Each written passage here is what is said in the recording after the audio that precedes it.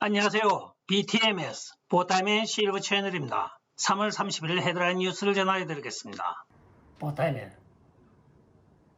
조지아주 주지사 브라이언 캠프와 그의 사회운동가인 민주당원인 스테이시 아브라함스 간의 설전이 지금 벌어지고 있습니다. 선거의 공정성과 투명성을 위하여 조지아주 의회에서 SB 202를 가결하였습니다. 이에 대하여 조 바이든을 비롯한 모든 민주당원들이 들고 일어나서 지금 굉장히 반발을 하고 있는 가운데 스테이시 아브라함스라고 하는 여러분도 잘 아시는 Fair Fight라는 비영리 재단법인의 대표가 브라이언 캠프 조지아 주지사를 맹비난을 하고 있습니다. 이는 짐 크로우 2.0 버전의 악법이라고 하면서 말입니다. 여기서 말하는 짐 크로우 2.0이라고 하는 것은 남부연맹에 참여했던 모든 주에서는 모든 공공기관에서 합법적으로 인종을 분리하였던 사건입니다. 1876년부터 1965년까지 남아있던 법으로서 분리는 되어 있지만 모든 법적 지위는 평등하다고 하였던 주의입니다.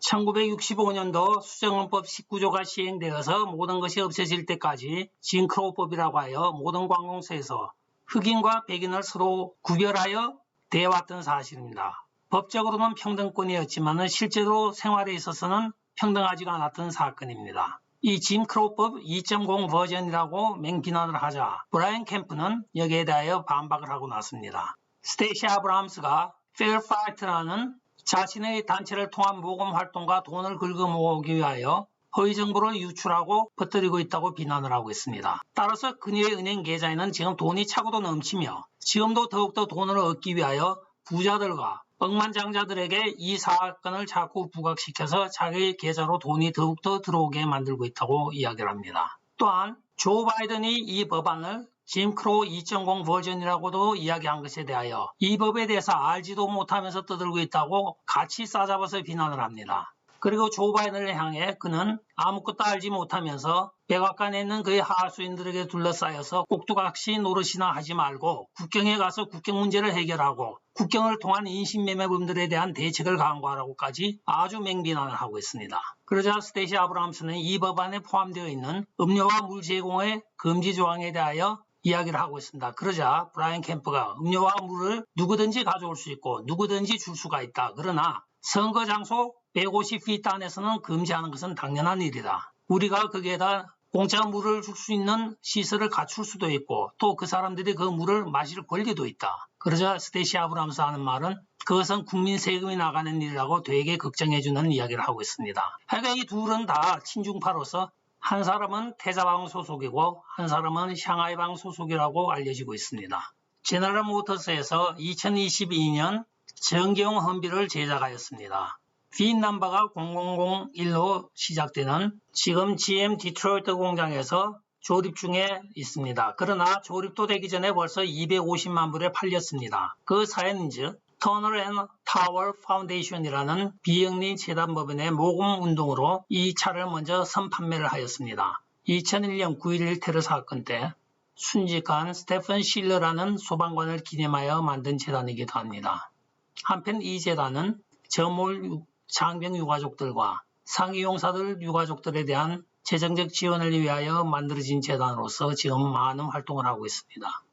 도널드 트럼프 대통령이 오늘 기자와의 인터뷰에서 닥터 파우치와 닥터 벌스가 자기들에게 잘못된 조언을 하였는데 자기가 미리 감지를 하고 그들을 따라가지 않은 것이 참 다행이라고 이야기를 하고 있습니다. 따라서 그들을 둘은 지금 자기들의 과오와 잘못을 듣기 위하여 노력을 하고 있다고 하면서 그들의 말에 따랐으면 벌써 중국을 오픈을 했을 것이며 중국과의 자유로운 무역을 하고 있을 것이라고 이야기하면서 만약 그렇게 되었다고 하면 상황이 더 악화되었을 것이라고 기자회견을 하였습니다. 메인 케이블 뉴스 네트워크의 시청률이 무지무지하게 많이 감소가 되었습니다. FNC 보고에 따르면 팍스 뉴스가 에버리지로 56%가 감소하였고 CNN이 50%가 감소하고 있습니다. MSNBC도 50%가 감소하는데 그 원인인즉슨 도널드 트럼프 대통령이 활동을 하고 있을 때는 그 채널들을 통하여 도널드 트럼프 대통령을 많이 사람들이 청취를 하였다고 합니다. 그러나 이 사람들이 도널드 트럼프 대통령에 대하여 부정적인 보도를 함에 따라서 시청자 반란이 일어났습니다. 따라서 특히 도널드 트럼프 대통령에 대해서 많은 비난을 하였던 로라 잉그레함, 터 칼슨 경우에는 거의 70%의 시청률이 감소를 보이고 있습니다. 믿었던 도끼에 발등찍힌 것에 대한 시청자들의 분노가 더 컸던 것 같습니다. 어차피 좌편향인 CNN과 MSNBC는 50% 감소로 그치고 있습니다. 알래스카 총무처 장관 켈리 추바카가 오늘 사임을 하였습니다. 그 이유인즉 이번에 상원에 출마하기 위하여입니다. 2022년도에 치러지는 알래스카주 상원 2명 중에 1명인 리사 멀코프스키를 대신하여 자기가 거기에 도전하기 위하여 오늘 총무처 장관 자리를 내어놓았습니다. 여러분들도 아시는 바와 같이 리사 멀코프스키는 라이노의 한 명으로서 그간의 도널드 트럼프 대통령의 모든 행정마다 반대표를 던져왔으며 최근에 와서는 탄핵까지 찬성하여 가담하였던 사람입니다. 투자회사인 골드만삭스와 스탠리 모어간이 지난 주말인 금요일 마감장에서 190억 달러어치의 중국 하이텍 기업의 주식과 미국 내 모든 미디어 주식을 다 팔아치웠습니다. 여기에 대하여 이 기자가 하는 말은 무슨 일이 일어난 것은 아닙니까 하고 지금 염려스러운 표현을 하고 있는데 아직은 추이를 지켜보아야 되겠습니다. 다음 한 주 동안에 이 두 회사가 얼마만큼 중국 하이텍 주식과 미디어 주식을 계속해서 팔아치우는 것인지 추이를 주목할 만합니다. 네, 설상가상 엎친 데 덮친 격입니다. 지금 우리가 팬데믹으로 지금 난리가 나 있는 이 코로나 상황에 이볼라 바이러스까지 지금 퍼지고 있다는 소식입니다. 지금 현재까지 미국 내에서만 이볼라 바이러스로 인하여 감염된 환자가 86명에 이르는 것으로 나타나고 있습니다.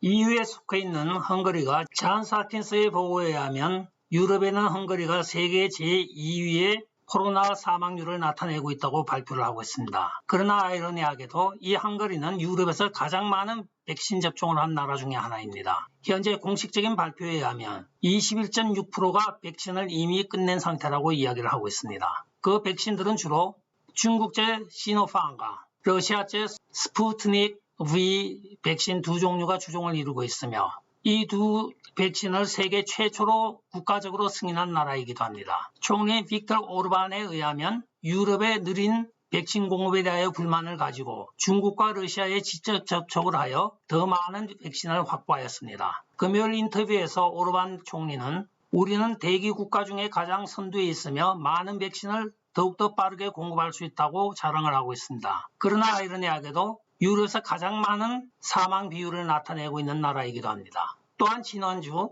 캔시노 바이오로직스라는 중국 회사의 코비데시아라는 백신을 승인하였으며 또한 인도제 아스트라제네카 스타일인 코비쉴드도 승인을 하여 7개의 백신을 지금 국가적으로 승인하고 있는 유일한 나라이기도 합니다. 오르반 총리는 계속하여서 말하기를 백신은 우리가 1차적인 바이러스 예방을 할 수 있는 유일한 수단이며 우리는 계속적으로 백신을 공급받아 국민의 안전을 지킬 것이라고 이야기는 하고 있으나 현재 1천만 명 미만의 인구가 있는 나라 중 2만 명 이상이 코로나로 사망한 유일한 나라이기도 합니다. 전체적으로 사망률로는 전 세계 3위를 마크하고 있습니다. 여러분들이 보시는 이 화면은 다크웹에 소개되고 있는 코로나 바이러스 백신과 그 인증서에 대한 판매 안내입니다. 이들은 주로 500 내지 600불로 1, 2차 백신과 거기다 백신 증명서까지 첨부하여 판매를 하고 있습니다.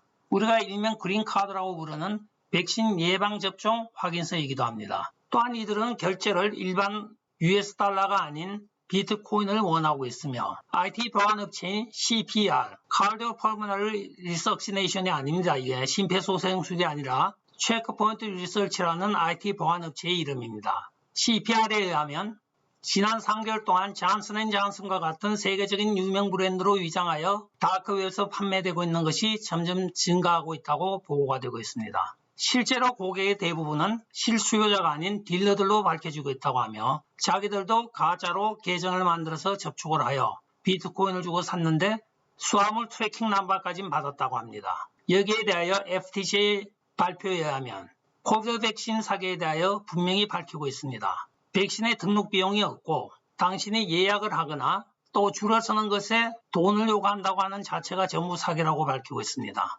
그리고 코로나 백신은 광고를 하지 않으며 또 아무 데서나 그것을 공급해 주지 않습니다. 오직 지정되고 승인된 장소에서만 백신을 맞을 수 있다고 FTC가 분명히 홍보를 하고 있습니다. 끝까지 시청해 주셔서 감사합니다. 좋아요, 구독, 알림 그리고 공유 부탁드리고 댓글 많이 부탁드리겠습니다. 안녕히 계십시오.